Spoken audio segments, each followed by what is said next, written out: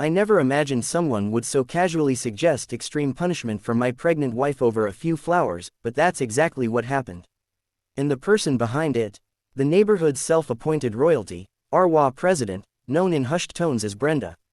It all began on a sunny Saturday morning. My wife, Mia, was 6 months pregnant and glowing with happiness. She'd planted a modest patch of sunflowers in our front yard, a sweet, peaceful gesture to bring some color to the street. 2 days later, Brenda banged on our door. No hello, no smile, just a harsh series of knocks that shook the frame.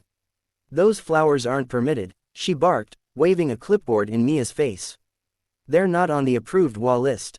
Remove them immediately or be fined." Mia, being gentle and kind, calmly explained that the flowers helped her feel hopeful during the pregnancy. But Brenda wasn't moved. "The guidelines are clear," she snapped. "If you break them, you face the consequences." We assumed that meant a warning letter or a fine. But just 48 hours later, at the monthly HOA gathering, attended by at least 20 residents, Brenda took the podium and said something that made the whole room freeze. She said, word for word, "People like her are what tear neighborhoods apart." Honestly, if our system worked the way it should, there'd be serious penalties, maybe even capital punishment, for that level of defiance. Mia came home in tears, shaken and humiliated. That was the moment I changed. Brenda had no idea who I really was. She thought I was just some quiet husband who stayed in the background. What she didn't know was that I had the ability, and now the motivation, to dismantle her little empire. I wasn't just going to protect Mia. I was going to take Brenda down. I didn't sleep that night.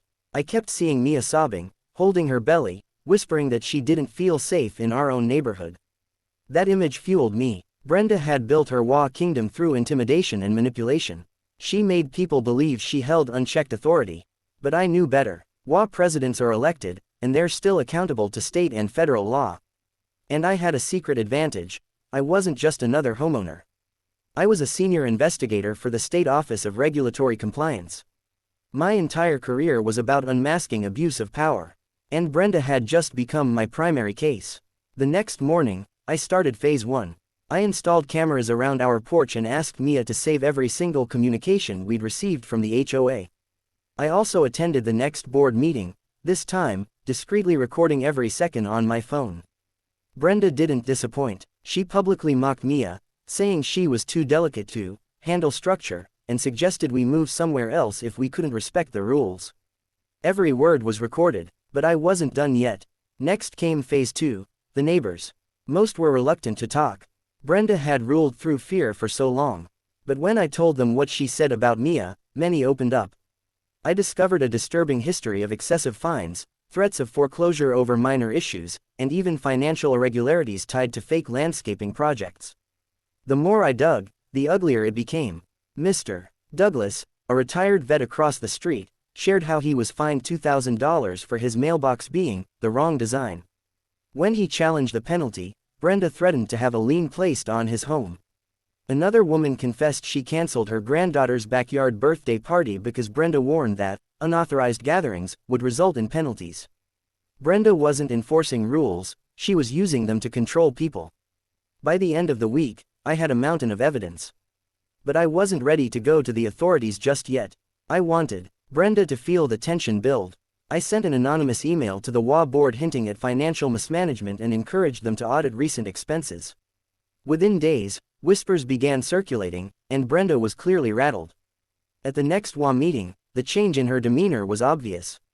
She was flustered, snapping at other members, and kept flipping through papers like she was trying to find something that would save her.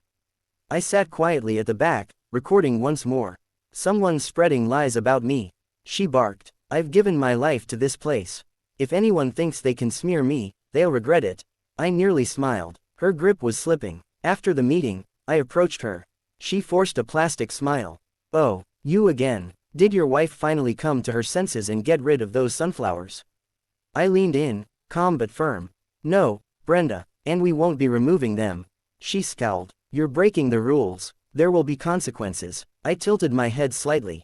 "You sure we're the ones who should be worried?" She blinked. For the first time, I saw uncertainty in her eyes. But I left before she could reply. That night, I assembled everything: video clips, financial documents, testimonials, audio recordings. It was all airtight, but before I handed it to the Attorney General's office, I wanted one last reveal. I formally requested a private meeting with the HOA board. Brenda tried to block it, but as a homeowner, I had the right to request a hearing. On the day of the meeting, the board sat in a circle at the community center. Brenda was at the head, arms crossed, eyes full of contempt. "What's this about?" she demanded. I placed a thick folder on the table and looked each member in the eye. "This is about misconduct, intimidation, and fraud. And it ends today." Brenda let out a cold laugh. "You have no idea what you're talking about." I smiled, pulled a badge from my pocket, and held it up. "Actually, I do." The room froze. My badge, official state investigator, gleamed under the lights. "This," I said evenly, "is who you threatened with extreme punishment for planting sunflowers." Brenda's expression collapsed. The power she wore like armor vanished in an instant. One of the board members, a woman named Dana, broke the silence. "Wait, you're a state investigator?" I nodded. "Yes, and I've been documenting Brenda's actions for weeks. What I've found goes far beyond HOA disputes, it's criminal." Brenda jumped from her chair. "This is nonsense. He's making this up because of his wife's stupid flowers." I calmly opened the folder and slid forward a stack of documents. "These are financial reports, tens of thousands labeled for landscaping, yet no vendor receipts." "Care to explain?" She stumbled over her words. It's just poor bookkeeping." Next, I played the audio of her speech, where she mentioned Mia and called for serious punishment. Gasps rippled around the room. "Brenda," Dana whispered, "you actually said that. She's manipulating it." Brenda shouted, but her voice cracked. She knew she was losing ground. I wasn't done. I laid out affidavits from residents, photos of improper lien notices, and messages Brenda had sent threatening penalties over trivial issues. By the time I finished, she looked trapped, cornered by her own arrogance. "This is a witch hunt," she cried. "You can't do this." I stood. "Brenda, you did this. The Attorney General's office has been briefed. If you cooperate, your sentence may be reduced. If not, the charges include fraud, harassment, and abuse of authority." She slumped into her chair, silent, pale, and defeated. The board wasted no time. In a unanimous vote, they removed her as president. Some even apologized to Mia and me, admitting they were too scared to challenge her before. But it didn't end there.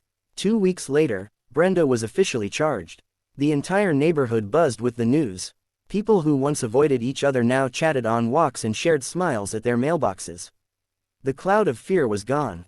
That afternoon, Mia stood in the yard, hands resting on her belly, admiring her sunflowers. She turned to me, tears shining in her eyes. "You protected us," she whispered. I wrapped my arms around her and said, "No one threatens this family and walks away from it." From that day on, Brenda's reign became nothing more than a warning of what happens when power is abused.